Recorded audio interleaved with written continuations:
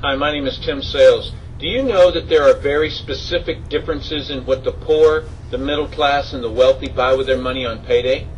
It's so simple yet so different it nearly knocked me out of my chair when I finally understood it. I'm going to show you exactly what I'm talking about, and you can evaluate for yourself why the wealthy keep getting wealthier and the poor keep getting poorer and the middle class are stressed out. To understand this, I need to make sure you understand some basic business terms in the way that I'm using them. The words that you need to know are income, which means money you bring in, expenses, which means money you spend, assets, which is the most confusing one. An asset is defined as something that pays you. If you're an accountant or a financial planner, I just raised your eyebrows a little because the traditional definition of an asset is things you own. More on that in just a second. Liabilities is the last definition and is defined as things that cost you. A house is typically viewed as an asset, but can it actually be a liability? Yes. By the definition I used earlier, anything that costs you money is a liability, not an asset. But to answer your curiosity, yes, a house can be considered an asset. When is it an asset? When it pays you money.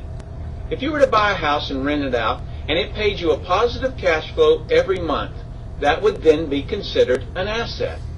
One more time on the definitions, just to be very clear before we continue. Income is money you make, expenses are money you spend, an asset pays you, and a liability costs you. Now let's look at what the poor buy on payday. On payday, the poor buy what I'm going to call stuff. What is stuff? Inexpensive things that people buy that they don't really need to survive. You go into someone's house and you can't find any counter or tabletop space in the whole house because of all the stuff on it. You can't find a single foot of white space on any wall in their house because of all the stuff that's hanging on it. Where did they get this stuff?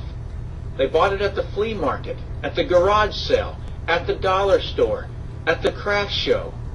Their house and their car is full and cluttered with stuff. So income comes in on payday and then goes straight out the expense column to buy stuff. The poor really never educate themselves on assets and liabilities. The poor justify their buying all of this stuff by claiming that it costs so little. Yes, it was very cheap, inexpensive, not a lot of money, but over the years, it's all they ever had. The problem is their income never produced or created more income. I know this group very well because this was me. This was the way I was raised.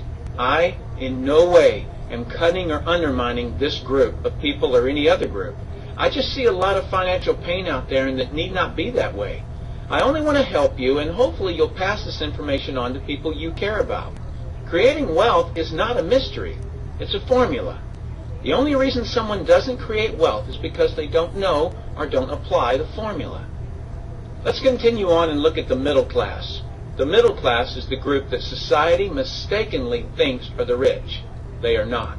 Yes, they typically earn a six-figure income, but what they buy on payday keeps them prisoners of the middle class. What they buy on payday are liabilities. Remember the definition of a liability? Things that cost you? By buying liabilities, the money gets pushed up and out their expense column. Liabilities are items like cars, boats, houses, airplanes, credit card debt. Let me explain the way this happens. On payday, the middle class make a nice big paycheck. Let's say $15,000 for the month. They then split that down the middle and pay their monthly expenses with half, and with the other half, they make a down payment on a new car. The car costs $7,000 down, and after they tack on the insurance and the maintenance, that liability costs them $1,100 new dollars every single month. A few months go by and they want a boat, then a vacation home, a Rolex watch on the credit card, a vacation on the credit card, and before you know it, their liabilities have raised the expense levels to near or above their income levels. They actually spend equal to or more than they make, meaning that they have to go to work and make a certain amount of money every single month because of their liabilities. The other important issue with both the poor and the middle class is that normally all of their income is dependent on their own effort. meaning they've educated themselves to exchange their knowledge and expertise for someone's money. Here's an example. An attorney is knowledgeable about law, so people pay him or her money in exchange for that knowledge on an hourly basis. The problem there is that if they're not, the attorney, sharing that knowledge with a client, then the attorney is not making any money. Their stress level is as tight as a piano string. And if you were to ask them to go to dinner with you, they very rarely can because of how much money it'll cost them to take that time off. On the surface, life is merry. The reality is that it's a roller coaster ride. That's the middle class. Now let's look at what the wealthy buy.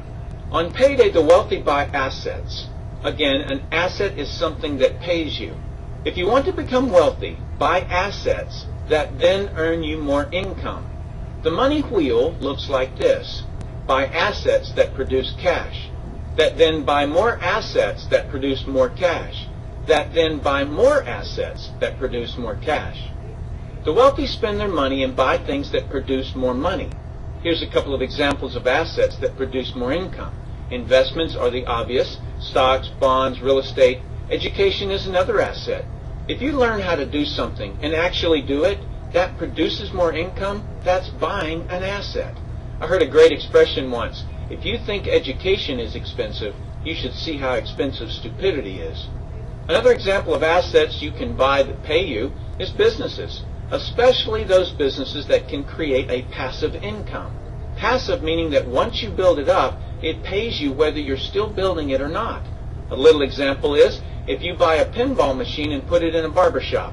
You don't spend any of the profits. You save them until you can buy another pinball machine and put it in another barber shop. This, by the way, was Warren Buffett's first business. Warren Buffett, by the way, is one of the top 2 richest men in America. The wealthy are extremely eager to find those passive income businesses because it continues to pay them month after month, year after year, long after they've stopped working the business. That's actually the way I created my millions. I found a passive income business that I built up, and it continues to pay me month after month, year after year. I then took those profits and multiplied them in another passive money business, and then again in another. In conclusion, here's what I've learned. You can't find these passive money businesses unless you're open to hearing about them. Then once you find them, be willing to research them. The reason I say this is that I answered a hokey little ad that I ended up making a couple of $1 million from, simply because of that ad.